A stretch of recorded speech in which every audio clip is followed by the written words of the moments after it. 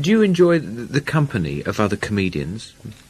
I don't meet a lot. I mean, no, I have met quite a few, I suppose. I mean, through doing the Secret Policeman's Ball, the Amnesty International shows. We just done another one in August called The Secret Policeman's Other Ball. That will be out sometime before Christmas.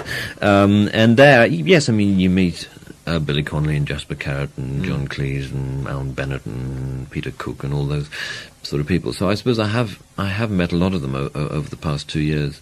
I mean, I think I get on very well. I obviously get on better with those who work or have worked, in roughly the same areas that I do. I mean, and I suppose John Cleese is the one I identify with most, and with whom I'm the best friend, as it were. How long does it take to put one half-hour programme together? It takes a week. But no longer. I mean, there are bits that you film before that. All the bits that are outside, on location, are generally made on film some weeks before the programme, and they tend to be the non-topical things. But we start on Tuesday morning, then we write and rehearse all week, and then we do a run-through on the Saturday, and then we record it on the Sunday, and you see it on the Monday. And then you start again on Tuesday. So it is a 7-day week for the duration of... It's a long time, isn't it? Do you get many complaints? Yes. In a word? Yes, in a word. Yes, we do. I'm trying to think of examples of complaints. They're I mean, it's strange because we tend to get items that attract complaints generally always attract an equal number of praisings for exactly the same reasons that the people are complaining. Like we did a parody of the Apostles' Creed, the creed that they say in the Anglican Church, which was just about I believe in poltergeists and jam jars flying around the room and things, and we did that, and we got an awful lot of letters from. And the idea was it was parodying trendiness in the church. Really, about how nowadays, if you're going to have a faith, it's got to be all-encompassing, and you've got to believe in Buddhism, and you've got to have sympathies with Islam and what have you in order to be trendy. It was a sort of a parody of that kind, and we got an awful lot of complaints from congregation, from parishioners, if you like, writing in and saying, how dare you blaspheme the Apostles' Creed in that way. And we got an equal number of letters, all from clergy, saying how right you were to parody the Apostles' Creed in that way. And it's very difficult to predict which way the complaints are going to go. And generally, in terms of the hedgehog squashing, for instance, we had a lot of complaints about it, and I can't remember anyone writing in and saying, yes, I think you were right to squash that hedgehog. So we didn't have a lot of that. But generally, we have an equal number of praises and criticisms. Rowan, do you think the team will stick together? Would you like to carry on making the programmes? I mean, I'm perfectly happy. I always refuse to be drawn into the question of saying whether this next series will be the last one, because, after the last one, we all knew we wanted to stop for a good time in order to regenerate the batteries, so we stopped for a year, and then we're coming back in January. But I don't know whether this will be the last one or not. I like working with so many people on the programme so much that I know we'll be working together again in the future, and hopefully a lot.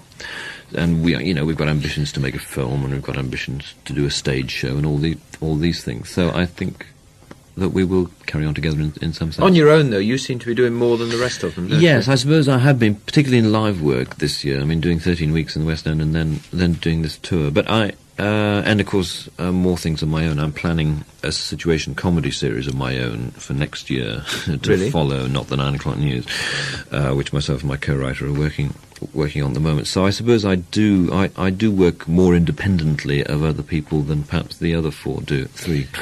Are you going to be in the series next year? The one that you're writing? Oh yes, absolutely. Yes, I'm writing it. What are you going to be? Selfishly for myself.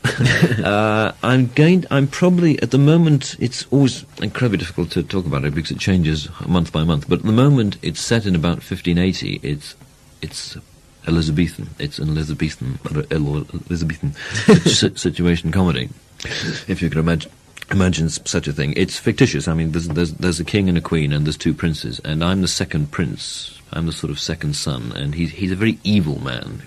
He's a very naughty boy. He's a sort of a black prince sort of figure, wandering around in gold-studded black leather and being jealous of the fact that that his elder brother is going to inherit the throne instead of him. So possibly next year or the year after we'll see that. Right? It should be on screen next autumn. Next autumn. Well, let's come right up to date. Your one-man show is in Liverpool on November the 23rd for 3 days. What kind of things will you be doing? Sketches.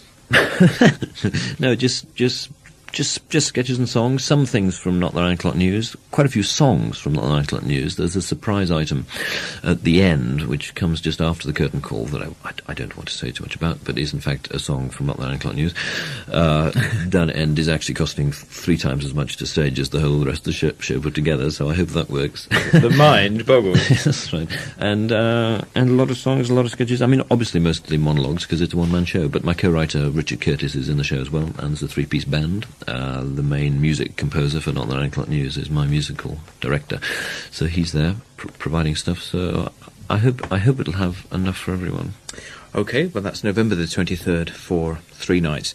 Now let's have another track from your new LP, shall we? Not that I was going to play your famous Barry Manilow song, but right. Your singing is diabolical. But my singing is so atrocious. So I thought we'd play the ABBA sketch, Super Duper. Is that all right? Great. Rowan Atkinson, thank you very much indeed. Thank you. One of us is ugly, one of us is cute. One of us you'd like to see in her birthday suit. 2 of us like music, 2 will have song. Sorry, in translation, that line come out wrong. But still super duper, it's super duper that we're number 1 again. Singing super duper duper makes a super duper refrain. We believe that if you have 3 tunes in a song, and the show is cliche, nothing can go wrong. The world is just a great big stage. Each man plays his part in this concrete jungle. My sleeve is in my heart. On the beaches we go swimming in the nude. Oh, how I wish now and then that we could say something rude. Breast and bottom, tongue and inner thigh, leaving bellies come up from behind. But still super duper, it's more super duper than we would have thought. With this super duper duper, make it super duper.